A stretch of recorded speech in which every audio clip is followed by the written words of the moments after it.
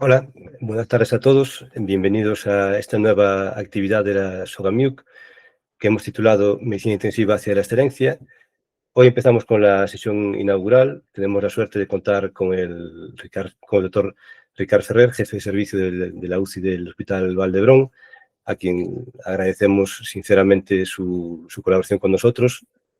Es un honor para nosotros y un placer personal y seguro que para todos los demás también poder escucharlo inaugurando esta nueva actividad. Sin más retraso, damos paso ya a Ricard. Cuando quieras, adelante.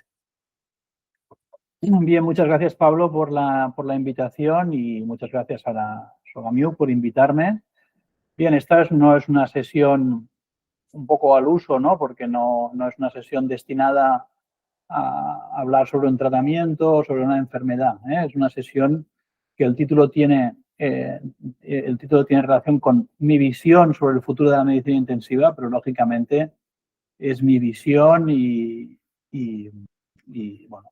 pues la voy a compartir con vosotros, pero lógicamente es una visión personal y luego si tenemos un turno de preguntas y de debate, pues seguramente habrán diferentes opiniones, ¿no?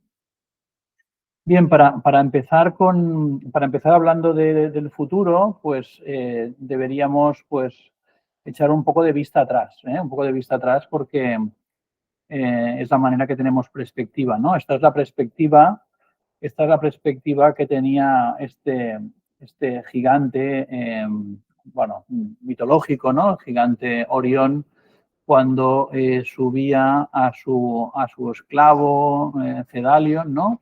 Para poder ver más allá, ¿no? Y de aquí se acuñó esta frase que fue reproducida en este libro por John de Salisbury y atribuida a Bernardo de Chartres, que utilizaba esta figura metodológica para decirnos, ¿no? que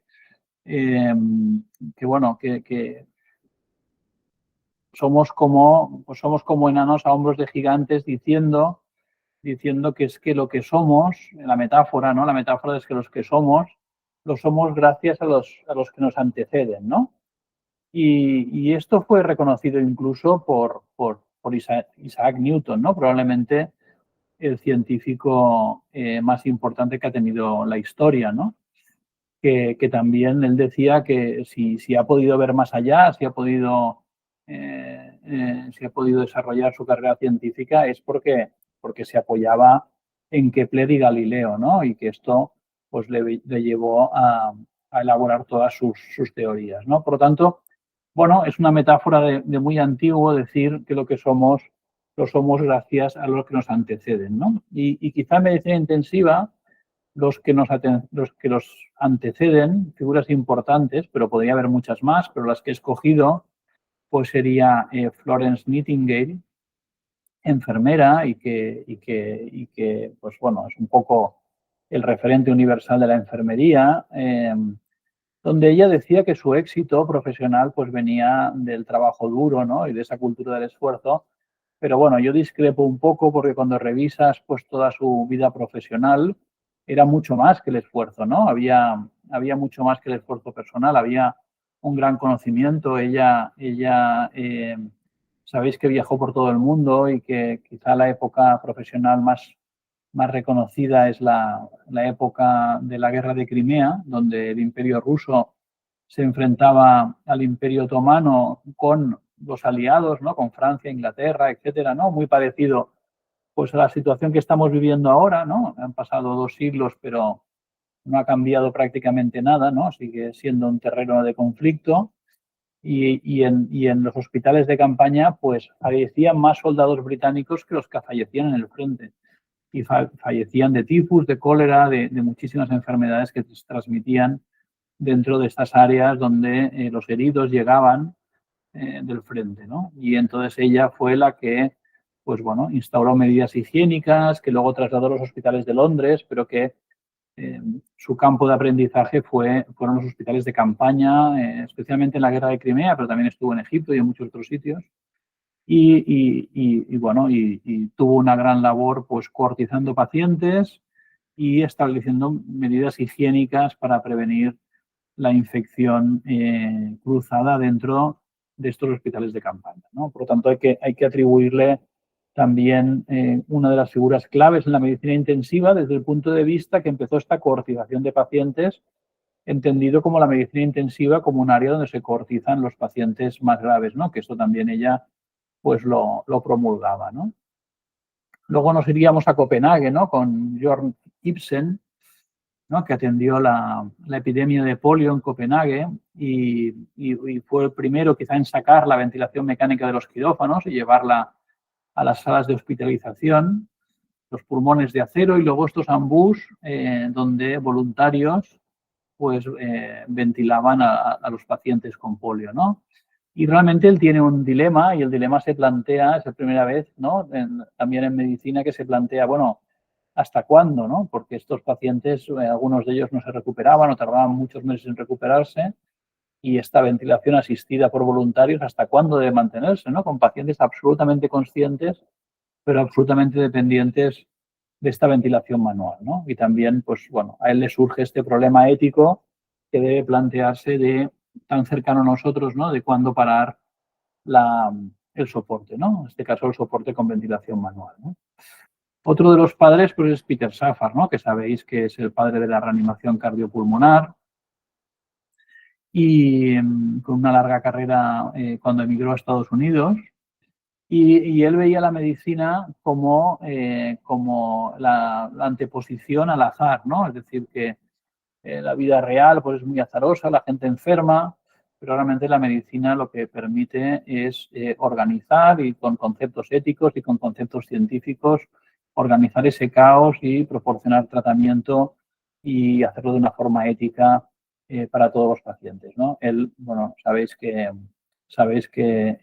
su hija falleció de un paro cardíaco y él, estimulado por esto, puso en marcha las medidas, ¿no? Max Weil, realmente también emigrante, pues también fue el fundador de la medicina intensiva como tal en Estados Unidos, el fundador de la Sociedad Americana de Medicina Intensiva. En la sede de la Sociedad Americana de Intensiva hay una de las personas, ¿no? Que tienen como icono. Incluso pues, en la entrada del edificio hay el Max Café, donde las tazas tienen serigrafiado exactamente esta cara que veis aquí, con el bigote, con su bigote famoso, ¿no? Y él, pues, de la frase que he escogido de él, pues es la referencia que hace a la docencia, ¿no? Y esto es una frase que se lo ha oído bastantes personas, ¿no? Que quizá en la época más final de la vida profesional, ¿no? La parte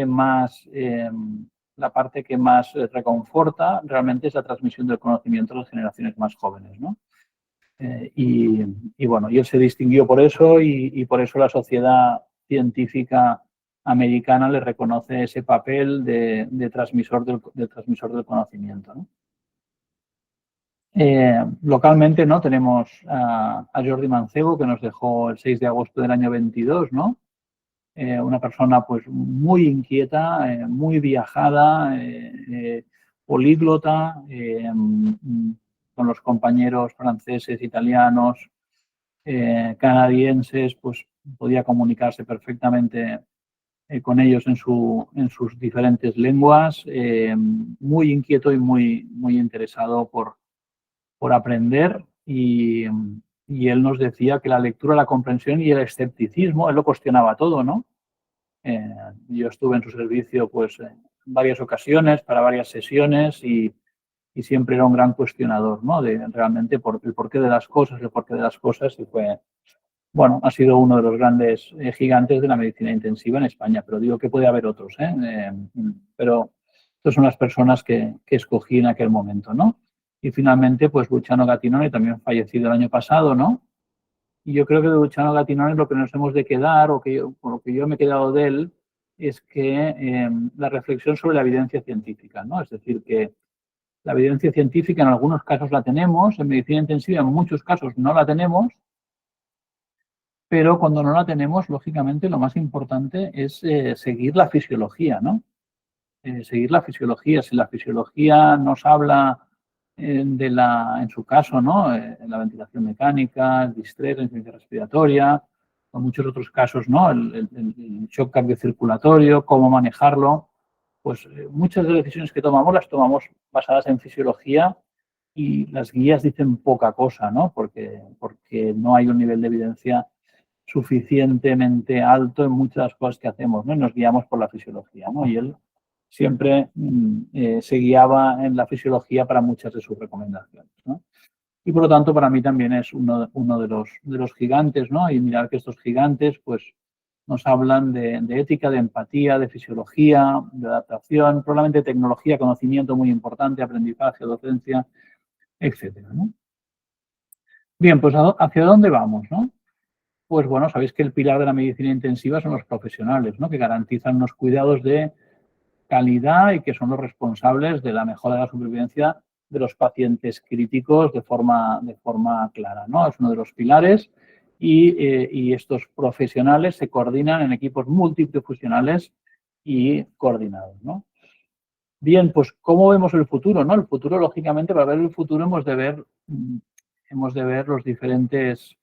las diferentes generaciones a nivel social, ¿no? Y cómo se van recambiando, ¿no? La generación que viene, que está viniendo y que vendrá, pues es la generación Z o la generación de los centennials, que en el sitio de trabajo tienen que convivir con millennials y con boomers, ¿no? Es decir, que esta es la realidad de cualquier puesto de trabajo. Y, lógicamente, esta convivencia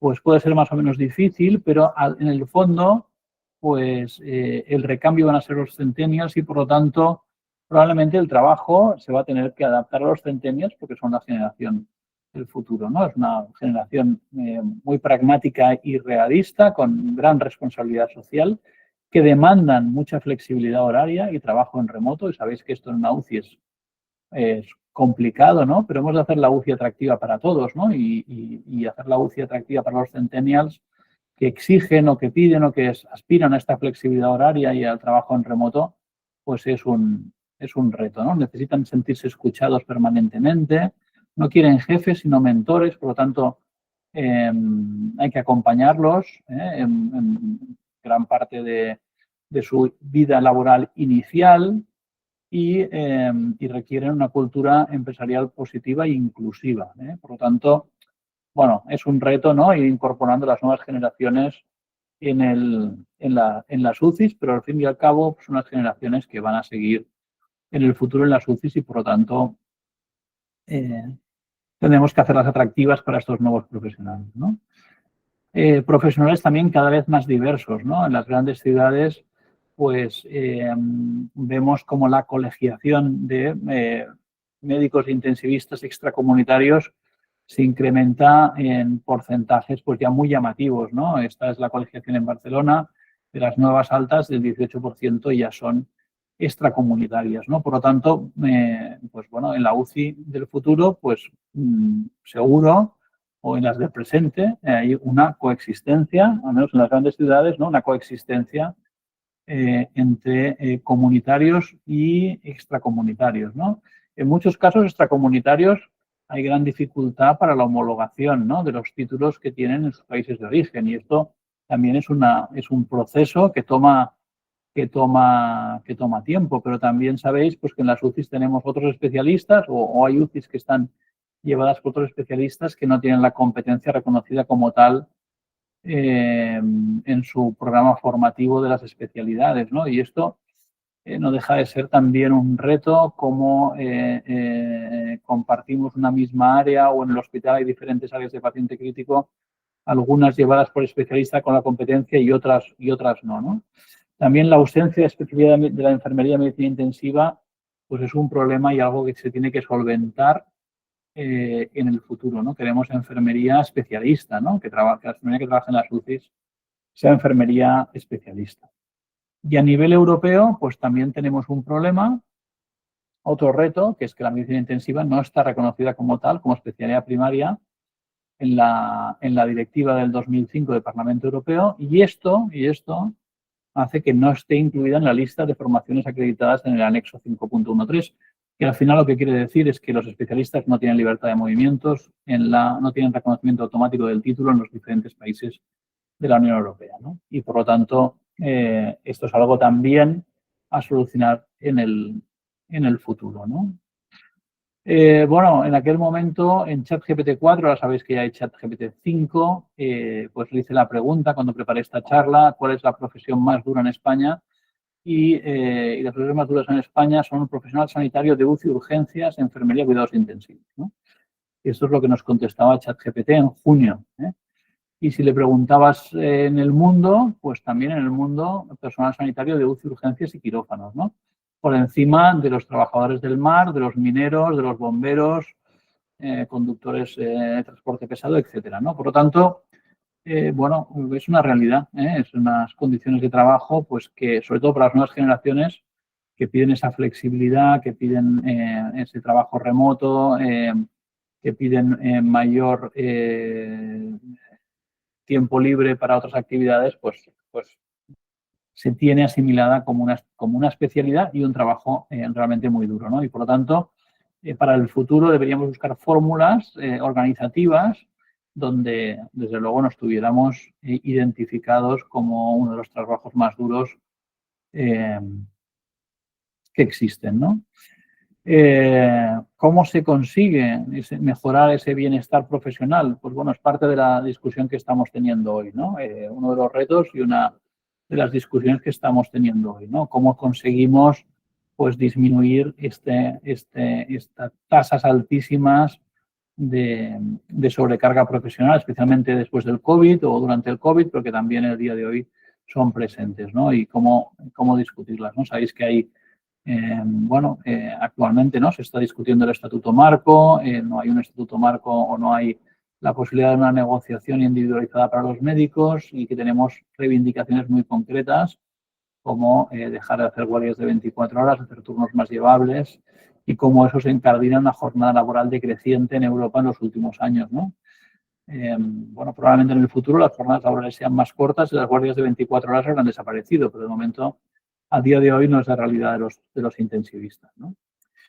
Y también cómo nos preparamos para las competencias que tendrán que tener estos intensivistas nuevos en el año 2030, ¿no? En general, para los trabajadores, las competencias generales que se van a pedir para los trabajadores están muy en relación con la inteligencia artificial, el Big Data, tener una gran capacidad analítica, una gran capacidad de adaptación.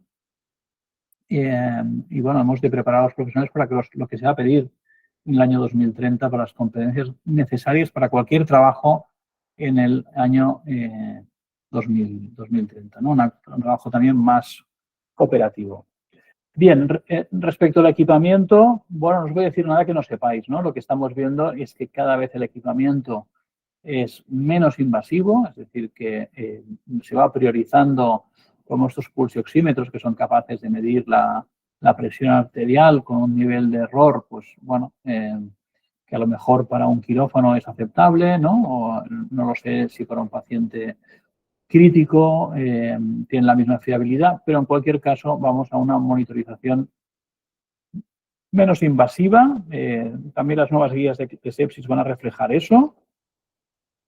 Bueno, se busca una monitorización menos invasiva. Si puede ser sin cables mejor, o sea, wireless, todo lo que son wearables, etcétera, sobre todo en el paciente de planta, que pueda requerir un nivel de monitorización porque está a riesgo. Esto, pues poco a poco se va imponiendo. Sabéis que hay diferentes dispositivos en el mercado médico y en el mercado no médico, ¿no? Desde anillos hasta pulseras, relojes.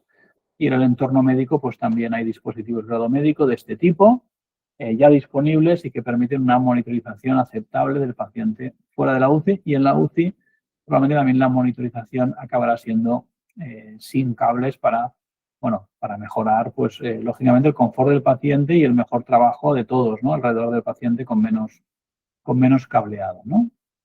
Luego, el equipamiento, lógicamente, también va siendo cada vez más compacto, ¿no? Esta es la evolución que han hecho la ecocardiografía en los últimos años y prácticamente ya se ha reducido enormemente, ¿no? Y estos equipamientos cada vez llevan más sistemas de ayuda, más herramientas de ayuda, algunas basadas en inteligencia artificial, de tal manera que la exploración puede ser más estandarizable y menos observador dependiente, ¿no?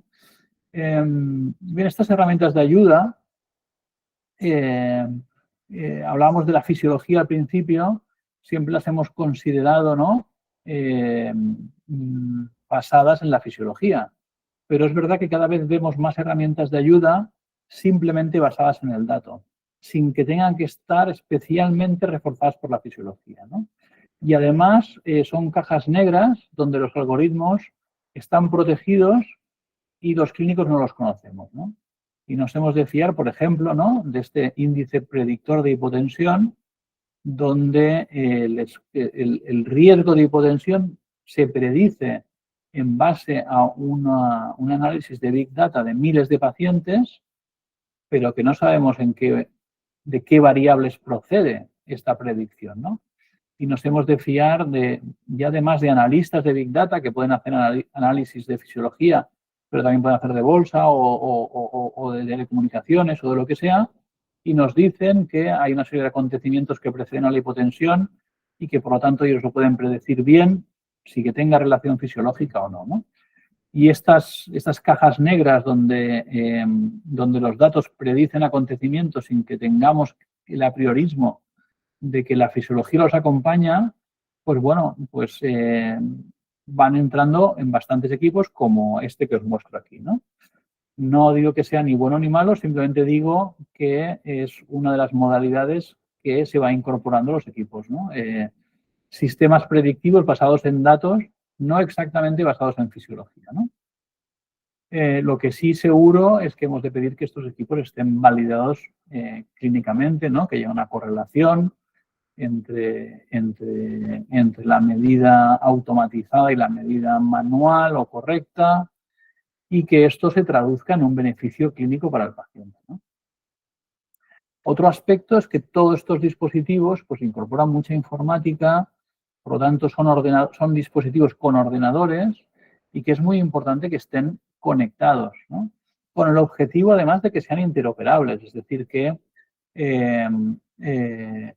un equipo que soporta al paciente pueda estar conectado a un equipo que mide constantes del paciente y que incluso pueda reaccionar a la situación clínica del paciente, ¿no? Basado en los algoritmos que sean necesarios para que si el paciente es hipotensa, pues una bomba interoperable con una medida de presión arterial pueda aplicar una dosis más alta de un fármaco, ¿no? Y luego, pues que existan aplicaciones clínicas, ¿no? Que puedan controlar estos dispositivos interoperables. Y además, como todos estos dispositivos generan datos, pues estos datos puedan utilizarse para su uso primario, pero también para un uso secundario de los datos. El principal reto va a ser siempre la ciberseguridad, porque el riesgo de que alguien tome el control de un respirador, de un monitor, que alguien piratee nuestros sistemas de información, cada vez es más alto porque la conectividad pues, genera estos riesgos, ¿no? Bien, os decía las competencias necesarias para los asistenciales en el año 2030.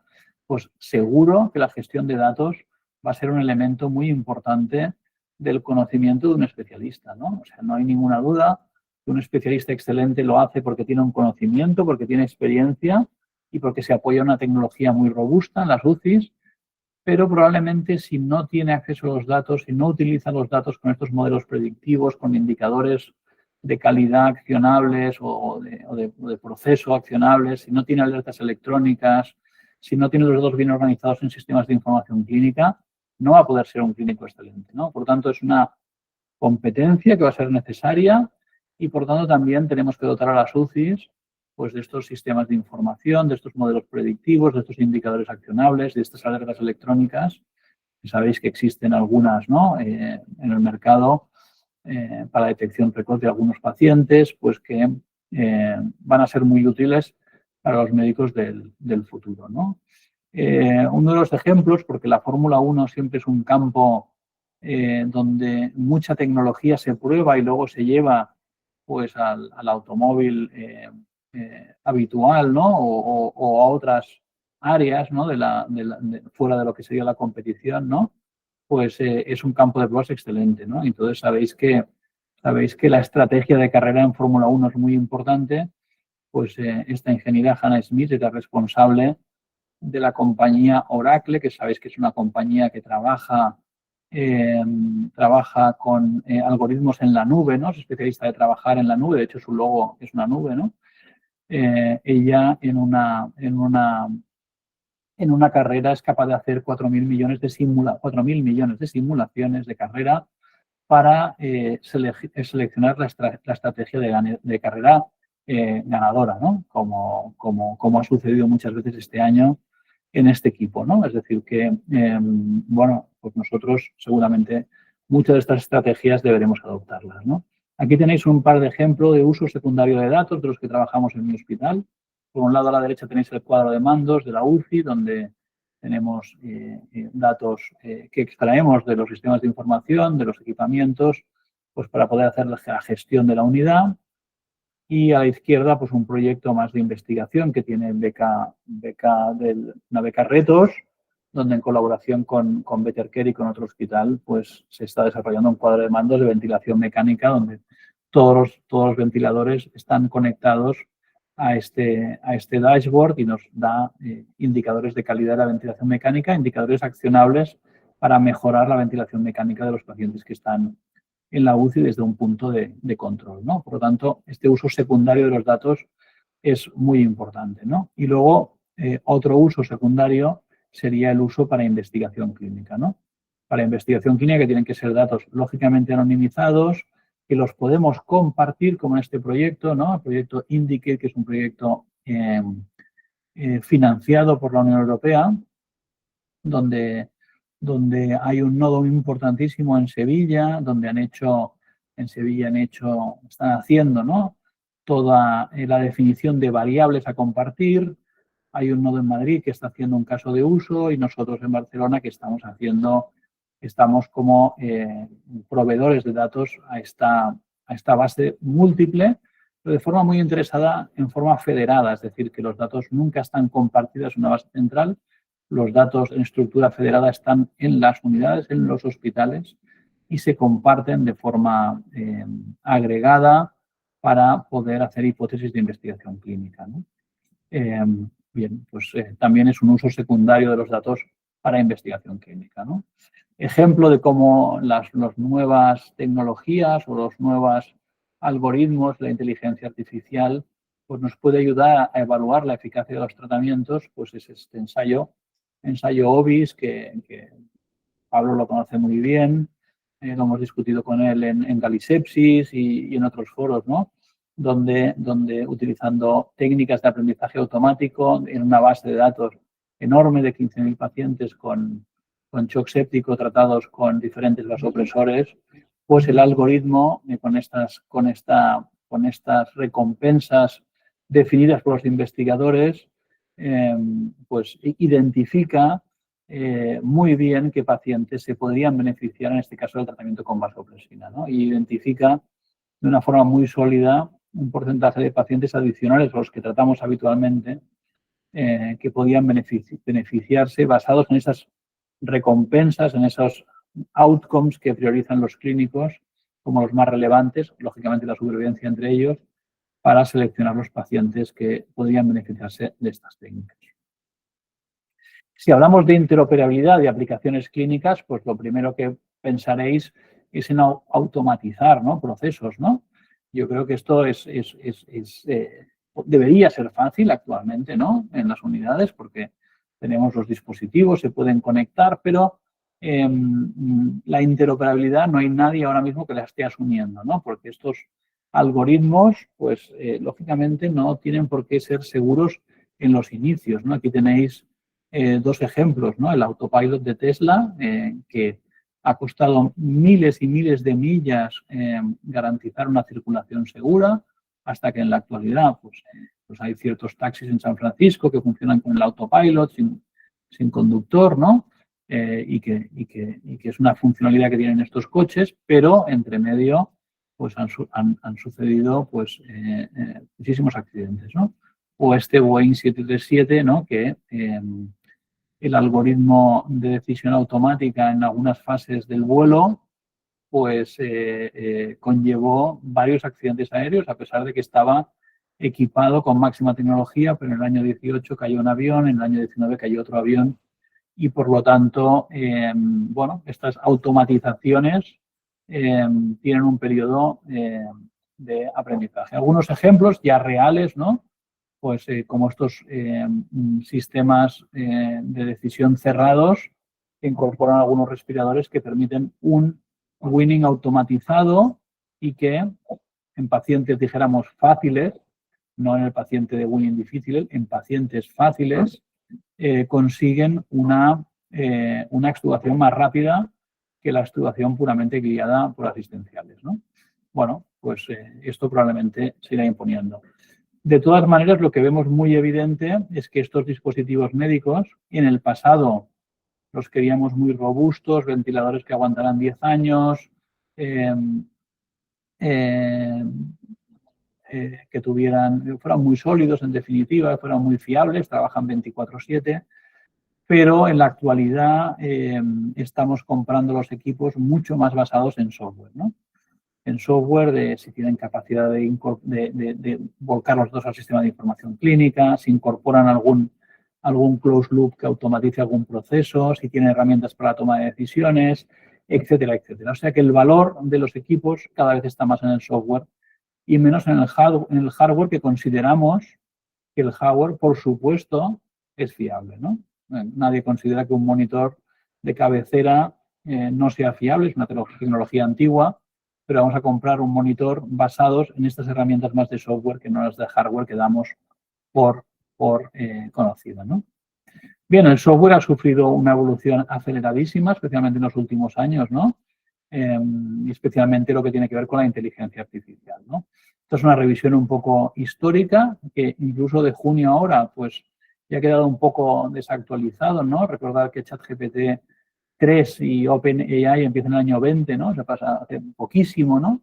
Y que las nuevas versiones han ido apareciendo cada 1 o 2 años y, de hecho, ahora, como os decía, ya estamos en ChatGPT 5 y con esta inteligencia artificial general, es decir, que ya donde esta inteligencia artificial general ya la componen determinados agentes IA, ¿no? Agentes IA que pueden tener autonomía absoluta, tienen una tarea en concreto para hacer, ¿no? Le encargas a un agente IA pues, que se encarga de una tarea en concreto y estos agentes IA pueden colaborar con otros agentes IA que tienen otras tareas o pueden colaborar con humanos, ¿no? Es decir, que un poco en este diagrama hecho, lógicamente, con alguna herramienta de inteligencia artificial, lo que vengo a decir es que es posible que en la UCI del futuro estemos conviviendo humanos con agentes IA con actividades específicas, ¿no?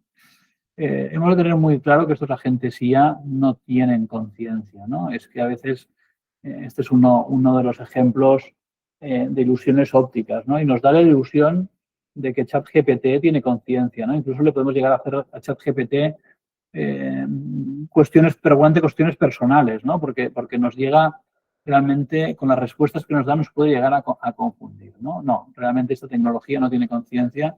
Es una tecnología que está para ayudarnos, con la que hemos de colaborar. Evidentemente, tiene que ser efectiva y seguro, pero hemos de incorporar al proceso asistencial y debe adoptarse por asistenciales. Si los asistenciales no las adoptan, pues no van a ser útiles, ¿no? Pero si los asistenciales la adoptan y colaboramos con estos agentes IA, probablemente nuestra productividad se va a incrementar de forma muy importante, ¿no? Pero todo el software es un dispositivo grado médico, requiere marcado CE de la Unión Europea, puede estar en cloud, puede estar on-premise en nuestros servidores de nuestros hospitales. En cloud hay más recelos, porque el cloud pues, puede ser más vulnerable en aspectos de ciberseguridad, pero en cualquier caso puede estar pues, local o puede estar en cloud, pero está claro que cada vez vamos a compartir más nuestro trabajo con este tipo de softwares y de agentes IA que se considerarían en la clasificación de dispositivos médicos como un clase 3 por el impacto sobre el paciente que pueden tener en cuanto a seguridad, ¿no? Ya recordáis el autopilot, ¿no? Bien, esto es un ejemplo de agente IA, ¿no? Es decir, que intensivistas farmacéuticos, nos podemos plantear temas de monitorización de fármacos en el entorno del paciente, tenemos equipamientos que lo hacen, pero desde luego la decisión de la dosificación adecuada y tal, pues la puede hacer perfectamente un agente IA que es capaz de buscar el resultado del laboratorio, de analizar en nuestras bases de datos cuándo se puso el antibiótico o el fármaco en cuestión y emitir, sin participación de nadie más, y emitir una recomendación de tratamiento, ¿no? Es decir, que el agente IA es capaz y es capaz, muy importante, de autoaprender, ¿no? De autoaprender de lo que va, de las actividades que va realizando, ¿no? Entonces es fácil que un agente IA pues trabaje con otro agente IA o trabaje con un intensivista para la mejora asistencial del paciente. Os decía la importancia de validación clínica porque exactamente igual que el autopilot, pues puede haber problemas de seguridad, ¿no? Este es un ejemplo de un sistema de alerta electrónica, una e-alert, como las que pueden haber para sepsis o otras, en este caso de fallo renal agudo, ¿no? Y el sistema, pues bueno, realmente se desarrolló basándose en bases de datos importantes para detectar el fallo renal agudo y entonces la intervención simplemente al clínico cuando abre el paciente le aparece un pop-up diciéndole que, ojo, que este paciente puede tener fallo renal agudo basado en los datos que él mismo explora en el historial clínico, ¿no? Luego el clínico decide qué hace con ese paciente, ¿no? Según el tipo de hospital, especialmente en hospitales no universitarios, la detección precoz de fracaso renal agudo llevó a un incremento de mortalidad, ¿no? Es decir, que al final al clínico le generó confusión suficiente para que tomara malas decisiones clínicas y probablemente sobrecargó de tratamiento de diagnóstico al paciente y los pacientes iban peor, ¿eh? Por lo tanto, bueno, todo hay que validarlo y todo hay que evaluarlo y hay que aprender a trabajar con ello. Hemos hablado de profesionales, hemos hablado de equipamiento y de software, sobre todo. Vamos a ver los procesos y los tratamientos, ¿no? Bien, pues el proceso de sepsis, por ejemplo, esto es un análisis basado en datos administrativos, de las bases de datos que tiene la Generalitat de Cataluña, con CatSalut en este caso, pues nos analizamos pues, en este estudio que lideró Carlos Lorenzo, cuál es la incidencia de sepsis, cuál es la edad media. Vemos que la incidencia aumenta, la edad media aumenta, la mortalidad se reduce, pero se ha quedado estancada en los últimos años, no hay más reducción de mortalidad. Bien, pues esto es una alerta clara de cómo hemos de mejorar los procesos asistenciales, ¿no? Y probablemente en sepsis pues se ha mejorado mucho en el tratamiento antibiótico precoz, control del foco precoz, ingreso en UCI precoz, vasopresores precoces, pero nos hemos estancado, ¿no? Y sin una medicina personalizada en sepsis, pues probablemente será difícil seguir bajando la mortalidad, ¿no? Sin identificar subgrupos, subfenotipos especiales de pacientes a los que podamos administrar tratamientos como este tratamiento que quiere empezar el ensayo clínico en fase 3, segundo trimestre del 26, donde el tratamiento va acompañado de un point of care para una identificación del paciente que puede mejorar con esta terapia a pie de cama, ¿no? Con un point of care, ¿no? Bien, pues probablemente esta es la estrategia de futuro en sepsis, pero también en medicina intensiva en general, ¿no? Es decir, que los tratamientos se aplican en base a una necesidad concreta, a un fenotipo concreto del paciente y no de forma sindrómica para sepsis, distrés, etcétera, etcétera, ¿no? La farmacogenómica, pues también es un aspecto importante en la personalización del tratamiento, ¿no? Esto es un pasaporte genético que se dispone, en este caso es en Países Bajos, ¿no?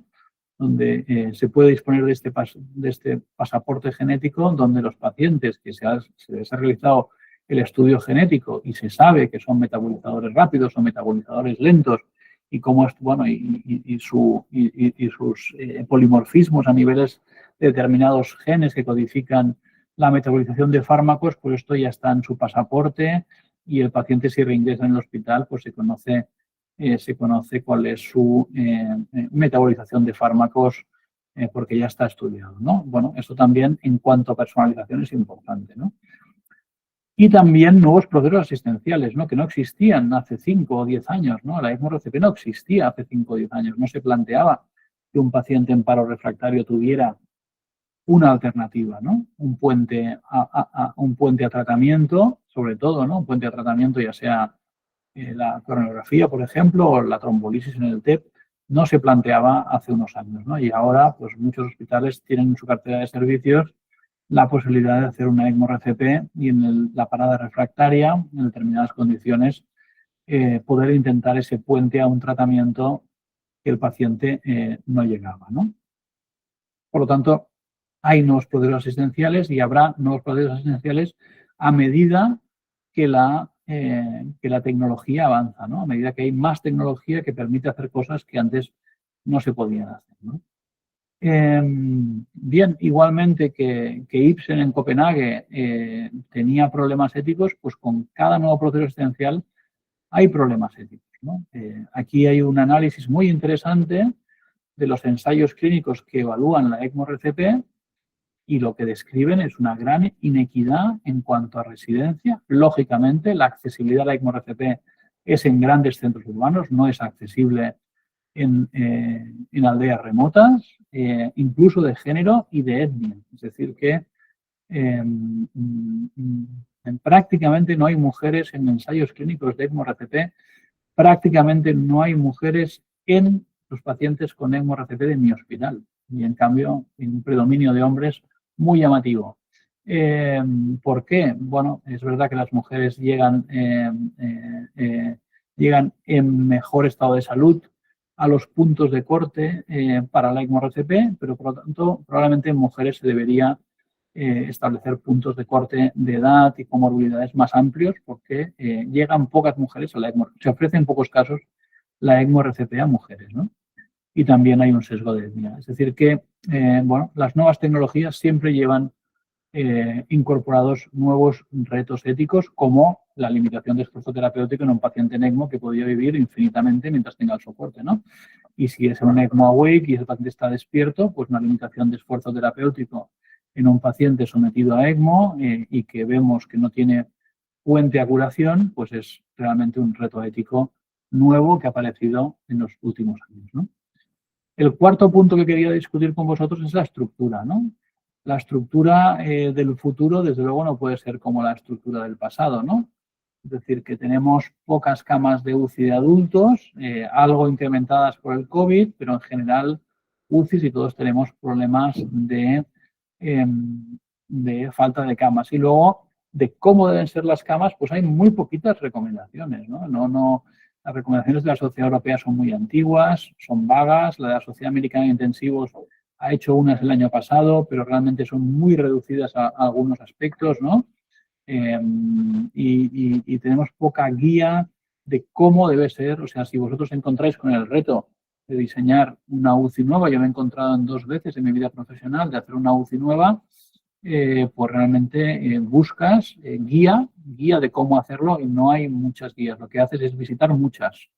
Lo que hice yo fue visitar muchas y oír a muchos compañeros que me dijeran que sí, que no, que lo harían, qué otras cosas harían, volverían a hacer y qué cosas dejarían de hacer, ¿no?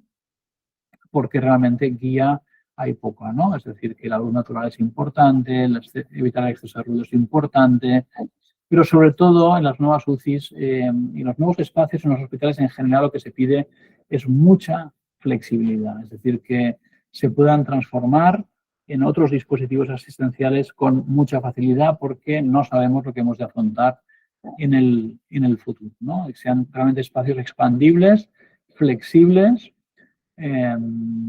y que generen las UCIs además en los sistemas especialmente americanos, pero yo creo que también llegar aquí, pues con capacidad de hacer teleasistencia a otros pacientes que están en el hospital y que están monitorizados con wearables, por ejemplo, o en otros centros que no disponen de UCI y que tengan la capacidad de controlar al paciente desde fuera del box con las puertas cerradas como un aspecto importante, ¿no? En este plan de contingencia que hicimos para la SEMICIUB durante el COVID, pues boxes con puertas cerradas 65%, boxes con presión negativa 8,6%, ¿no? Por lo tanto, grandes problemas de diseño y grandes problemas de flexibilidad. Esto es el crecimiento que tuvimos en las UCIs de Vall d'Hebron por COVID, por realmente grandes problemas en la flexibilidad de espacios para utilizar los espacios para una actividad que no estaban previstas, ¿no? Esto es el ejemplo de Lleida, que en colaboración con Teleadoc, que es una empresa, una multinacional que tiene una sede muy importante en España, proporciona sistemas de teleasistencia y UCI con el liderazgo de Jesús Caballero, pues es un buen ejemplo como una UCI puede trabajar territorialmente, es decir, trabajar como UCI de referencia de unos hospitales que están localizados en el Pirineo con una accesibilidad muy reducida, sin UCI, y cuando la decisión de trasladar a un paciente o no a Lleida pues es clave y el clínico puede tomar la decisión con mucho más grado de información si utiliza estos sistemas de teleasistencia, ¿no? Y también probablemente en el futuro, en el presente y en el futuro, si realmente se tienen que reducir la emisión de gases por efecto invernadero entre un 7 y un 10%, entre un 80 y un 90% en el año 2050, pues si nosotros contribuimos en un 10% a la emisión de gases de efecto invernadero, a pesar de que nuestra prioridad sea curar pacientes, rescatar la vida de los pacientes, no podemos estar aparte de lo que serían aspectos de sostenibilidad, ¿no? Y ser muy conscientes de que un paciente por día consume 17 kilos de masa, emite 12 kilos de CO2 a la atmósfera. Esto corresponde a un área de 4 metros cuadrados diaria de consumo de recursos y 300 litros de agua, ¿no? Por lo tanto, el impacto, aquí tenéis en esta reproducción que hizo Nicole Hanfield en Países Bajos, ¿no? Que se dedicó a recolectar todo el consumo de un paciente de UCI por día y ponerlo encima de la cama, y es espectacular. Y a la derecha lo tenéis en gráfico, ¿no? Y todo este fungible que utilizamos de forma diaria, además va acompañado de un empaquetado que en algunos casos llega al 50%, de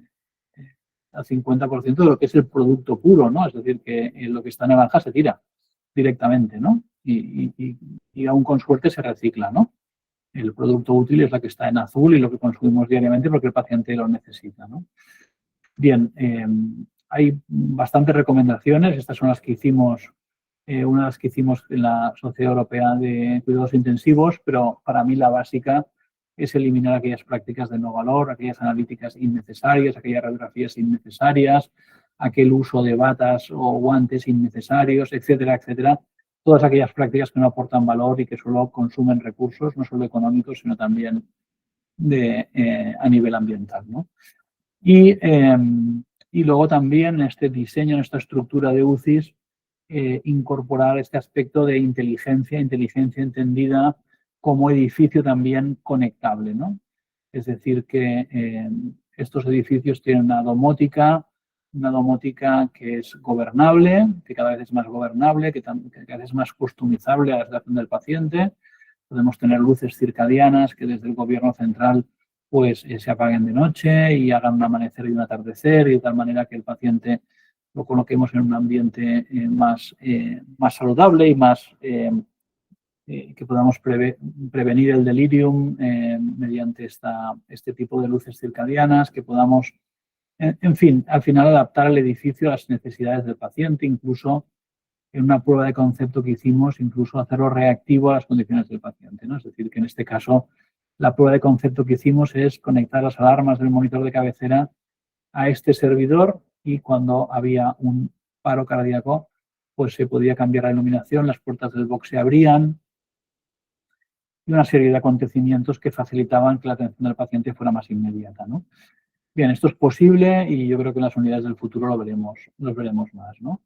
Y finalmente el quinto pilar lo dejo para el paciente, ¿no? Que al final es el centro de nuestra atención, ¿no? La atención tiene que ser muy amable con el paciente, tenerlo muy en cuenta, incluso en la elaboración de nuestros protocolos, ¿no? Nosotros tenemos una interacción frecuente con la ciudadanía, entendido la ciudadanía como asociaciones de pacientes, expacientes nuestros, donde, por ejemplo, aquí la hoja de acogida que entregamos al paciente y los familiares cuando ingresan en la UCI, esta hoja de acogida se ha trabajado conjuntamente pues con la ciudadanía, con estas asociaciones de pacientes y con estos expacientes, para que el lenguaje sea el suyo, para que el mensaje sea el que esperan oír y no el que nosotros queremos transmitir, a lo mejor sin ponernos muy bien en su lugar, ¿no? Y realmente orientar los cuidados para conseguir este confort del paciente y familiar y de los propios profesionales,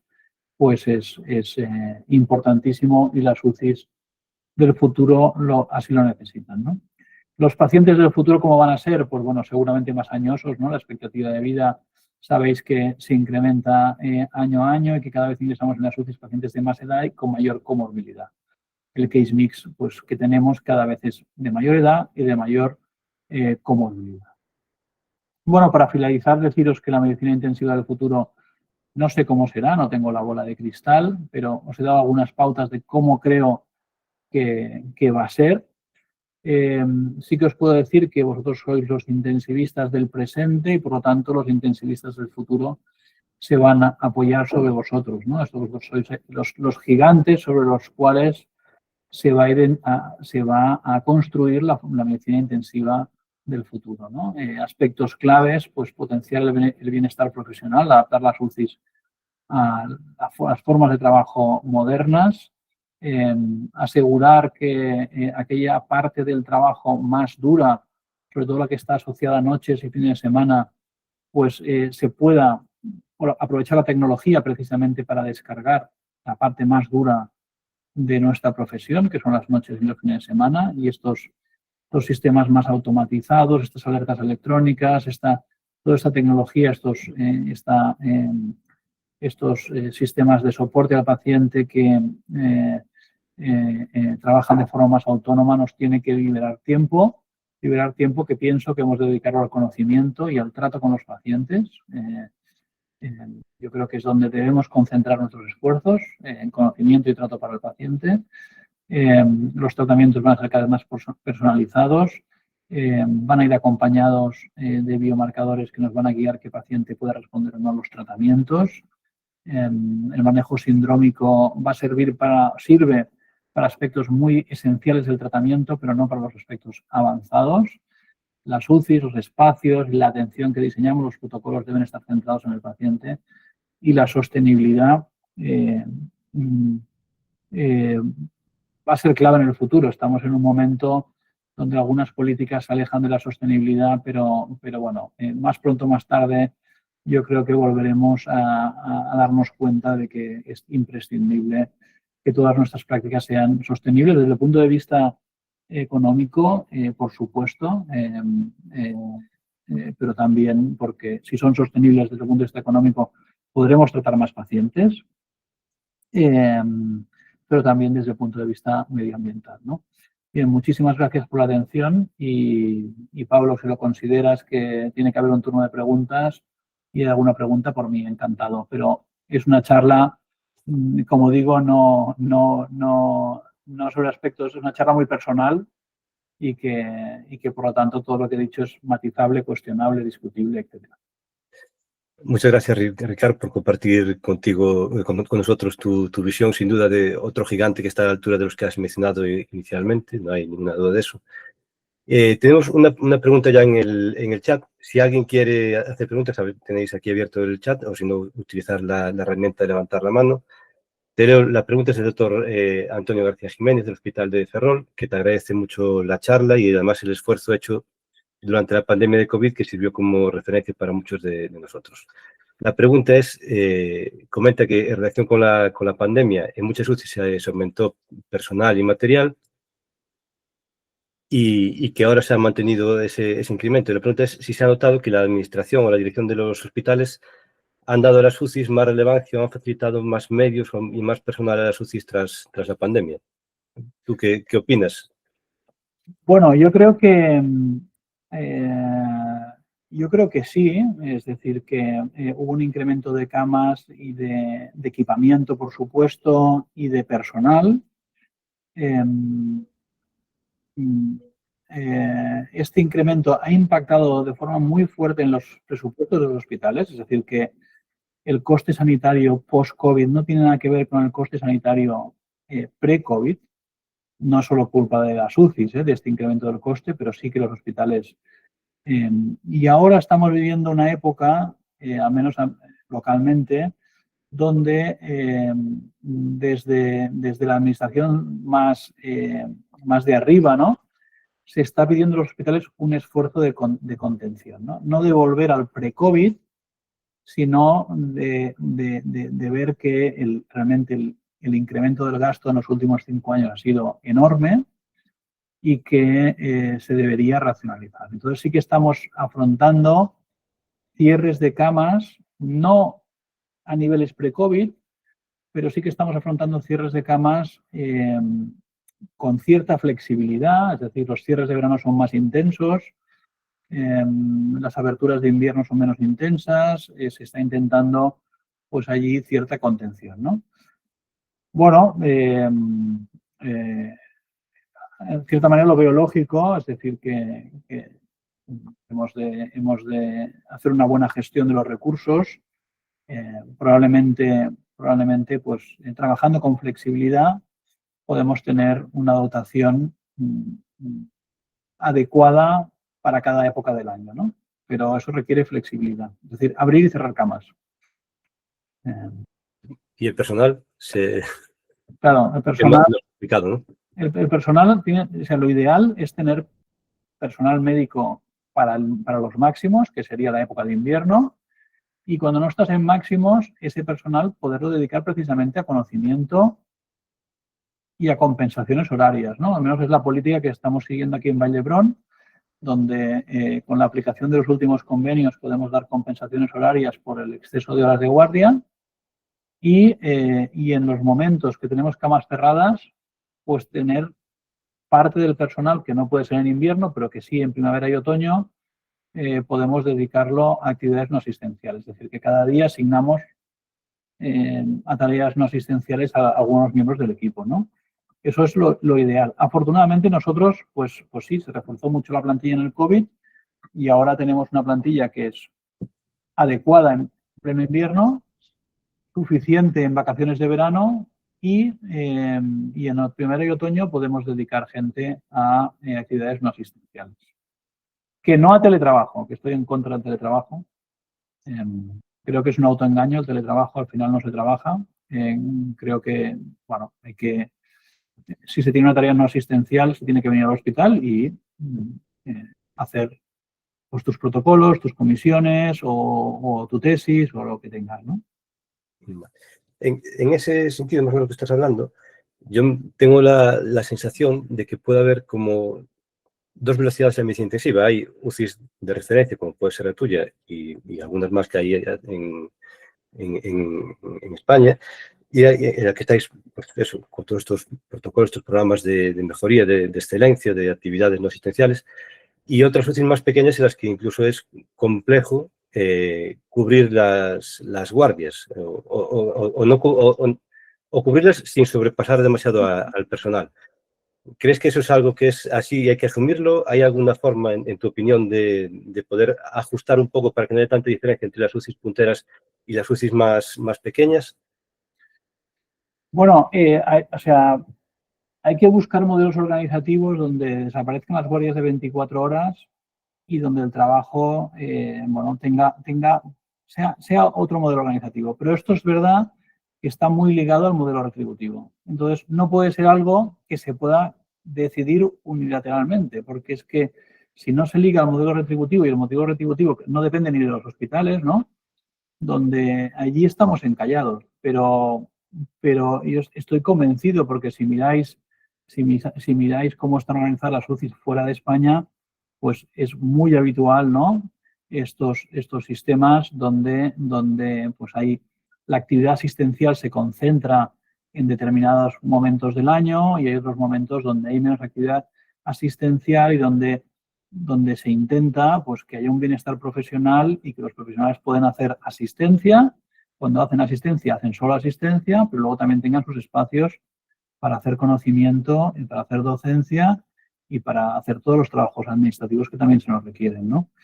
Pero requiere un cambio de modelo asistencial y Y el gran problema del cambio de modelo asistencial es el modelo retributivo, que se tiene que cambiar y que también tiene que tener en cuenta que los mayores de 50 años o de 55 años puedan dejar las guardias y que estén retribuidos, ¿no? Si no, pues no encontraremos la solución a ese problema. Claro, una de las cosas que hablabas también era de la diferencia de motivación de las diferentes generaciones y como dices, pues probablemente con más retribución siempre hay más motivación, pero también como acabas de decir, pues eso no depende ni de la jefatura del servicio ni de las gerencias de los hospitales siquiera. Entonces, hay más formas de motivar a los trabajadores que no se basen únicamente en el dinero. ¿Vosotros tenéis alguna forma, pues, lo que hablabas de los proyectos de cada uno, la actividad de generar conocimiento? ¿Eso motiva también a la gente? ¿O es la única forma de motivar, crees que es el dinero? A ver, yo pienso que el desarrollo profesional es importantísimo. Es decir, que cada especialista, cada intensivista pueda tener un desarrollo profesional propio. Y, pues, si te interesan las infecciones, que puedas desarrollarte plenamente en infecciones en cuidados intensivos, ¿no? Y esto realmente es muy estimulante. ¿Estimula al 100% de los intensivistas? No, porque hay compañeros que pues, quieren hacer su labor asistencial y no tienen otras expectativas más allá. Pero hay un grupo importante que sí, ¿no? Entonces, yo en un entorno donde me gustaría trabajar en un entorno, me gustaría que mi servicio fuera un entorno donde todos aquellos que se quieran desarrollar profesionalmente lo pueden hacer, ¿no? Y que puedan ser referentes en sus temas de interés, que puedan discutir con otros profesionales españoles o europeos que tienen el mismo interés que ellos, que puedan ir a los foros importantes, que puedan tener relevancia en el hospital, en las comisiones del hospital, porque son los referentes de estos temas. Yo creo que esto es muy reconfortante. Por lo menos a mí en mi vida profesional pues me ha gustado, ¿no? Es decir, que cuando he estado en determinados hospitales que me dejaran ese desarrollo profesional ha sido lo que me ha enganchado a ese servicio o me ha enganchado a trabajar, ¿no? Y eso quiere decir facilitarlo, ¿no? Es decir, que facilitar el acceso a los congresos, facilitar el acceso al conocimiento. La formación continuada es muy importante, ¿no? Tenemos muy clara la formación de los residentes, pero olvidamos la formación continuada de los profesionales, porque el sistema no lo favorece. Es decir, no tenemos en España ningún sistema de reacreditación. No reacreditan los colegios médicos, no reacreditan las sociedades científicas, SEMICIUC, ni SOGAMIUC. Tenemos este curso, ¿no?, en SEMICIUC de formación continuada que salió de aquí de SOCMIC, pero que es evidentemente absolutamente voluntario, que cada 2 o 3 años puedes reformarte, ¿no? Pero yo pienso que para los intensivistas de un servicio es una responsabilidad como servicio garantizar que haya una formación continuada. Y eso también es muy estimulante, ¿no? Es difícil pues conseguir que todo el mundo tenga competencias en ecocardiografía, que todo el mundo tenga competencias en fibrobroncoscopia. ¿Están todos los intensivistas de un servicio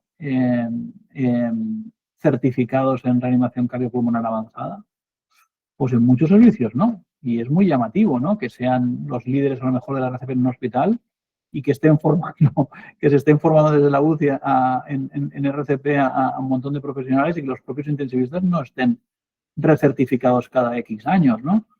Bueno, yo creo que garantizar esa formación continuada de los profesionales también es algo que es muy estimulante para seguir enganchados al compromiso que requiere un 24/7 en la UCI, ¿no?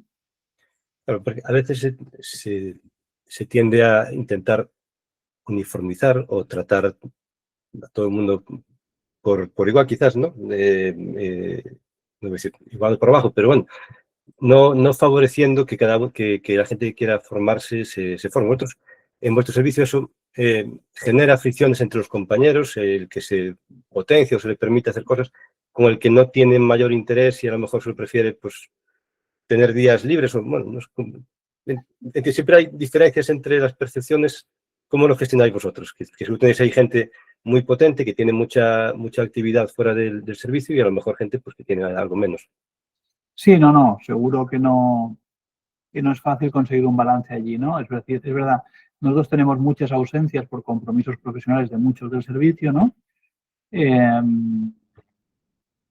Y los que salen menos, pues lógicamente, pues hay que compensarlos, ¿no? Favoreciendo la asistencia a congresos, pues más como oyente, ya que muchos van como ponentes, ¿no? Estos que no tienen tantos accesos a los congresos porque no les invitan tan frecuentemente a dar conferencias y tal, pues que puedan asistir como asistentes a aprender. Y luego estos días no asistenciales concentrados precisamente en la gente que sale menos, ¿no? Es decir, es que la gente que sale menos tiene que hacer el trabajo de los que salen. Es así, es la realidad, ¿no? Entonces, y es una carga muy pesada, ¿no? Entonces, lógicamente, cuando tenemos la posibilidad en otoño y en primavera de disponer de días no asistenciales, están concentrados en estas personas que salen menos, lógicamente, ¿no? Y que muchos tienen mucha carga, porque a lo mejor son referentes de neurocríticos, pero no tienen la visibilidad o no se les invita tanto, no van a tantos, no son referencia nacional o internacional y por lo tanto salen menos, pero tienen un gran peso porque a lo mejor pues coordinan todos los neurocríticos del servicio y también necesitan sus días no asistenciales, ¿no? Entonces, bueno, este es el balance que se intenta hacer, pero es verdad que a veces puede ser no gusto de todos. Respecto a experiencia personal con sistemas de inteligencia artificial en la asistencia del paciente crítico, ¿tienes alguna experiencia tú? O en estas veces que dices que has visitado cuando tuvisteis que rediseñar la vuestra, ¿has visto algún sistema que esté ya implantado, que funcione? Más allá de los lectores de imágenes radiológicas, que eso sí ya más o menos en muchos hospitales se está empezando a utilizar, aplicados directamente al manejo del paciente crítico, ¿conoces alguno? ¿O cuál te parece que puede implantarse pronto? Bueno, no, directamente, mirar la UCI, no sé si lo compartís, pero la UCI es un ambiente muy tecnológico del hospital, pero es un lugar donde la innovación es muy difícil. O sea, hay poca innovación, hay mucha tecnología y poca innovación. Es bastante llamativo, ¿no? Se mantienen las costumbres, ¿no? Sí, pero hay cierto recelo en el paciente crítico utilizar las innovaciones, ¿no? En cambio, otros ámbitos, pues con menos tecnología te puedes encontrar soluciones más innovadoras, ¿no? Pero bueno, entre lo que está alrededor del paciente crítico, bueno, tú conoces muy bien, ¿no? La herramienta de la electrónica diseñada por Marcio Borges y su equipo, ¿no? Y que hablaremos un poquito la semana que viene en ISICIP.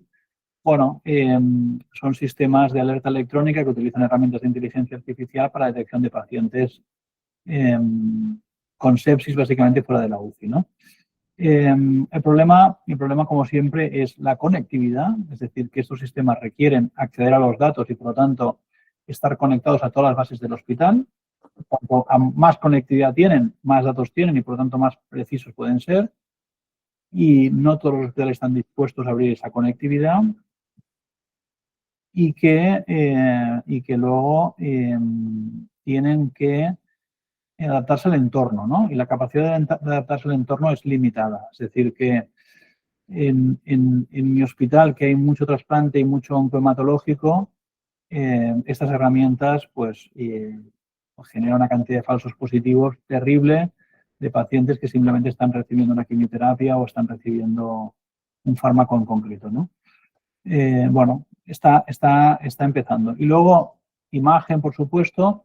Laboratorio de microbiología es indispensable, es decir, en los laboratorios están entrando, especialmente en el mío, están entrando, pueden entrar en un día 600 hemocultivos o no sé cuántas miles de muestras de orina que entran de la primaria del hospital y entonces sin sistemas de cribado automatizado con herramientas de inteligencia artificial es imposible. Es decir, que al final al clínico le llega todo filtrado por herramientas. O sea, está robotizado. El laboratorio está robotizado, es decir, la siembra en Petri está robotizada totalmente y la lectura de las Petris están con herramientas de inteligencia artificial y el clínico, pues al final valida un proceso robotizado y automatizado, ¿no? Bien, irán llegando a intensivos, ¿no? Pero hay mucha reticencia, es decir, los sistemas closed loop los vemos en dispositivos que son capaces de medir y soportar. El respirador, por ejemplo, ¿no? Sí. Pero si tú pides que dos empresas se conecten e interoperen, no, esto no lo quiere asumir nadie, ¿no? Pero si están dentro del mismo equipamiento, que es capaz de medir y dar soporte, sí que empezamos a ver herramientas no de inteligencia artificial, algoritmos, pero que automatizan procesos, ¿no? Y esto, pues bueno, ya es una ayuda, ¿no? Tenemos otra pregunta del público. Nos pregunta también Antonio García Jiménez sobre tecnologías de información en la UCI, sistemas electrónicos de recogida de datos, etcétera. Dice que no ha demostrado que baje la mortalidad y que a veces puede aumentar el síndrome de burnout. Entiendo que se refiere a la recogida de datos en manual, porque electrónica no la hace nadie, ¿no? Si estás de acuerdo con eso o si puede estar sobrevalorado, supongo que los sistemas el manejo de los datos en la UCI.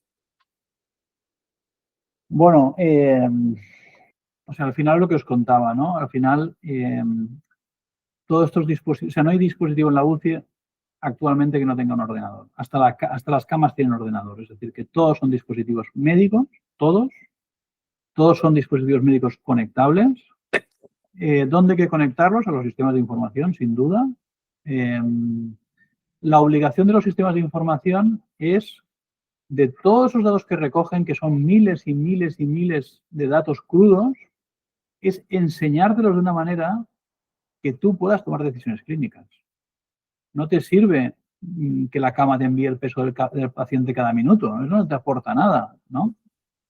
Tendrá el dato, pero no hace falta que te lo enseñe.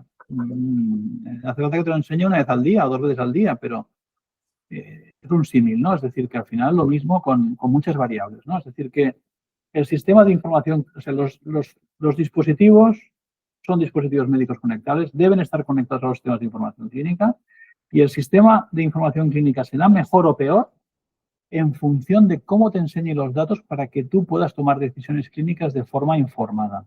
Y esa es su tarea. Los dispositivos deben estar conectados a sistemas de alarma que puedan centralizarse, que puedan estar en local, pero que puedan estar centralizados.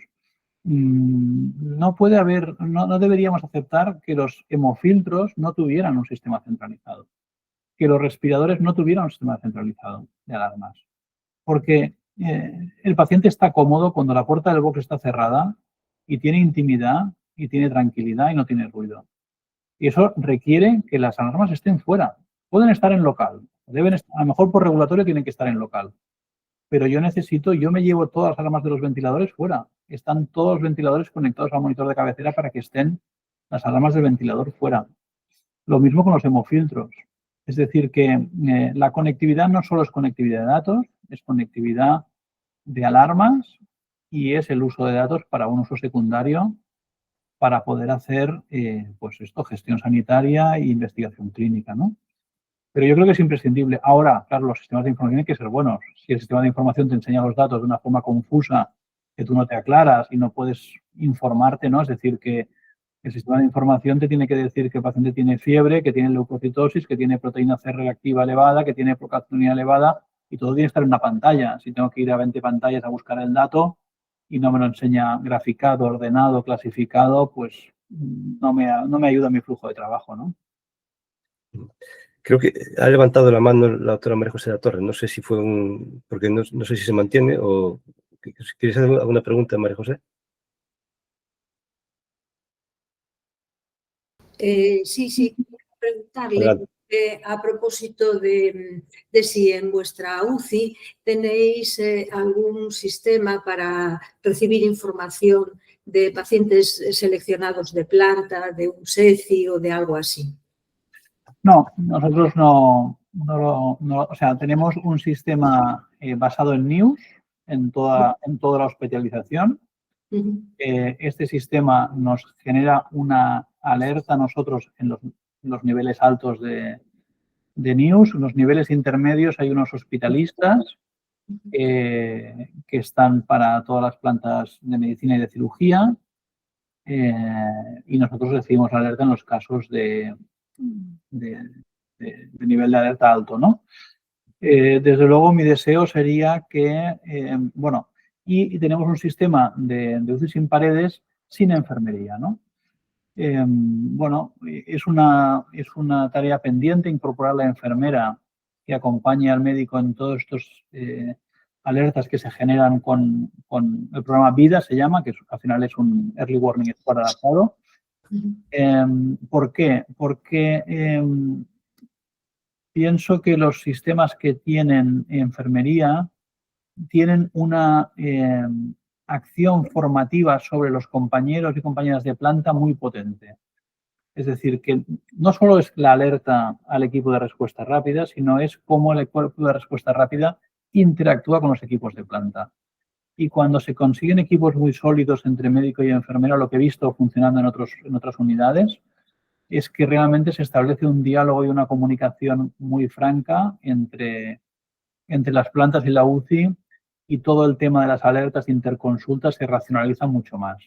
Nosotros lo tenemos a nivel de urgencias, que hay un área de paciente inestable, y la concentración de los pacientes en esta área de paciente inestable ha facilitado que todo el tema de la alerta UCI, la interconsulta, etcétera, etcétera, se haya concentrado en una serie de profesionales que se ha generado un flujo de trabajo mucho mejor. No así en las plantas, y yo creo que la incorporación de la enfermera en el equipo de respuesta rápida, con la UCI sin paredes o como lo tengáis definido, pues tiene un papel muy relevante y puede ayudar a que todo esto funcione mejor.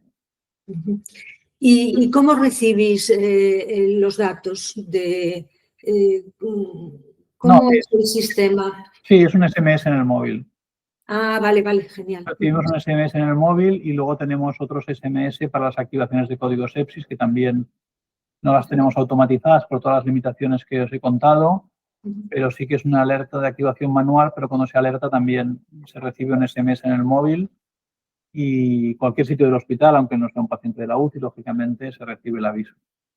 Entonces, entiendo, como un poco estamos estructurando en nuestro hospital, sería a partir del programa de enfermería, ¿no? De las plantas. Exacto.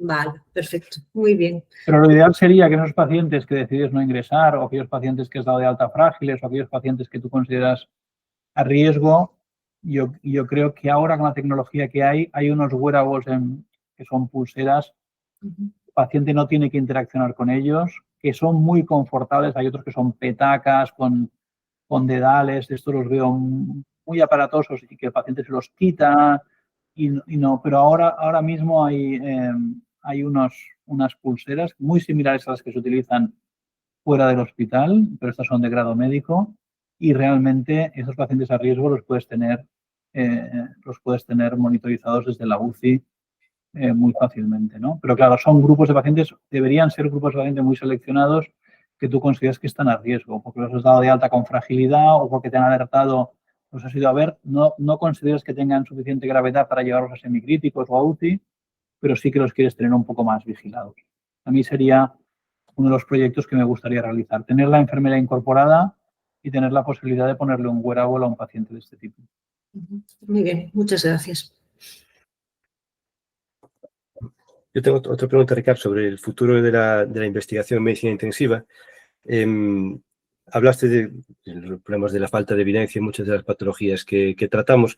¿Cuál crees que es el futuro a la hora de los próximos ensayos clínicos? ¿Hay que cambiar el diseño, hay que cambiar los outcomes, hay que ir más a usar plataformas como alguna de esas clínicas que funcionó muy bien en el COVID? ¿Tenemos que basarnos sobre todo en la inteligencia artificial o en el machine learning para hacer enriquecimiento de pacientes? ¿Qué opinas tú que será el futuro? ¿O debemos ir con ensayos clínicos clásicos? No sé, ¿cuál es tu opinión? Bueno, en cuanto al futuro de la medicina intensiva, de la investigación en medicina intensiva, por un lado, yo creo que tiene que ser profesionalizada, ¿no? Venimos de una época muy amateur. Me piden con mucha frecuencia que identifique centros para ensayos clínicos, y en España hay muy poquitas unidades que la investigación esté profesionalizada. Es decir, que haya study coordinators, que haya enfermeras de investigación, que haya un equipo de soporte a la investigación que realmente dé soporte a los médicos e investigadores del servicio, que realmente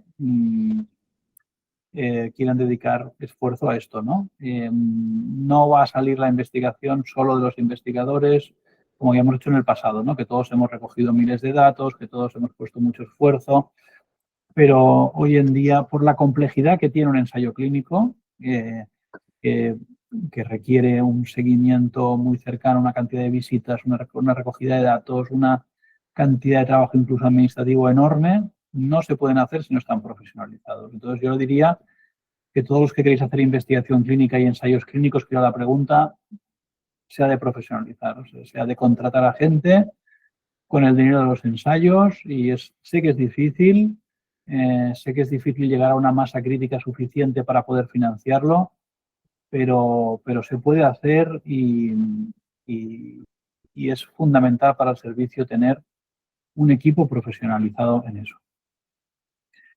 En cuanto al diseño de los ensayos, las plataformas funcionaron muy bien en COVID. Hay algunos ejemplos, ¿no?, de plataformas ahora funcionando para ensayos clínicos de neumonía, para otros, pero hay un problema, veo que en estos ensayos hay un problema de protagonismo y autorías, etcétera, etcétera, porque al final el núcleo siempre es el mismo, de coordinadores de la plataforma, etcétera, y es muy difícil que entren otros investigadores y que realmente todo el mundo que participa tenga protagonismo, ¿no? En el ensayo clínico clásico, multicéntrico, creo que la gente se siente más confortable que en grandes plataformas de estudios, donde los investigadores no suelen estar muy confortables porque el liderazgo es muy centralizado y poco compartido. Es mi impresión, ¿eh? En cuanto a las herramientas de inteligencia artificial, etcétera, de momento las veo generadoras de hipótesis. Es muy interesante, ¿no?, que tú cojas Mimic o que cojas esta base de datos que estamos generando en Indicate y ahí puedas testar tus hipótesis o lo que han hecho con el OBIS Trial, ¿no? Es muy interesante, pero es generador de hipótesis. Al final no deja de ser estudios observacionales, más complejos, pero estudios observacionales, que con diferentes ajustes te pueden dar una idea, pero al final es un generador de hipótesis que tendrá que ser validado en un ensayo prospectivo.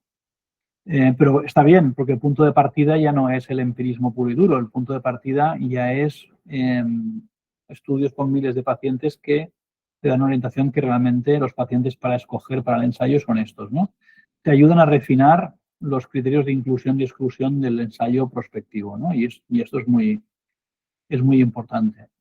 La medicina intensiva es muy sindrómica y, desde luego, si no tiene un enfoque más personalizado, pues seguiremos con ensayos neutrales, ¿no? Y el ensayo neutral pues no identifica a los pacientes que se pueden beneficiar, tampoco identifica a los pacientes que les hacemos daño. Al final vemos un ensayo neutral y no sabemos pues que a un grupo de pacientes les hemos hecho daño, a otros los hemos mejorado y a otros no les hemos hecho nada, pero no los identifica. Entonces, efectivamente, la inteligencia artificial nos puede ayudar a generar hipótesis, nos puede ayudar a identificar la población del estudio. Es un buen punto de partida, pero la mayoría de ensayos, si no disponen de un biomarcador que nos ayude a identificar un subfenotipo de pacientes en una medicina que es tan sindrómica, pues probablemente no nos ayudará a mejorar. Bueno, afortunadamente los nuevos ensayos casi todos tienen este diseño, ¿no? Bueno, por mi parte, yo creo que no tengo más preguntas. No sé si alguien más del público quiere preguntar algo. Si no, pues... Pensar, por ejemplo, que hay un paper muy interesante que coge la mortalidad estimada de los últimos ensayos clínicos en la UCI y la real del ensayo. Y las desviaciones son enormes. Es decir, que las herramientas de inteligencia artificial te pueden ayudar a esto. Es decir, que tú coges bases de datos y dices, bueno, yo quiero un ensayo, quiero demostrar una reducción de mortalidad, necesito una mortalidad en el grupo control del 30%. Claro, si luego te la encuentras del 22%, es que ya sabes que el ensayo te va a salir negativo. Entonces, claro, la selección de pacientes es clave y bueno, y yo creo que sí que pueden ayudar. Gracias. Bueno, como decía, eso. Si alguien más de la audiencia quiere preguntar, yo no tengo más preguntas. Agradecerte una vez más la presentación, la discusión, el tiempo que nos has dedicado. Ha sido un placer escucharte, la charla ha sido muy interesante, muy estimulante, muy motivadora incluso para intentar mejorar nuestro día a día, y vemos cosas que parecen ciencia ficción, pero que seguramente no estén tan lejos y todos conseguimos motivarnos y pelear por hacer una medicina intensiva pues mejor y más adaptada a los nuevos tiempos. Muchas gracias de verdad, Ricardo. Muchas gracias a vosotros y disfrutar el resto del día. Igualmente. Que en Galicia es más largo, en Galicia es más largo. Aquí hace sol, la verdad que hace un tiempo bastante agradable ahora, sí. Muy Nos bien. queda por delante unas horas. Venga, Bueno, pues muchas gracias, un saludo a todos y nos despedimos hasta la próxima. hasta luego.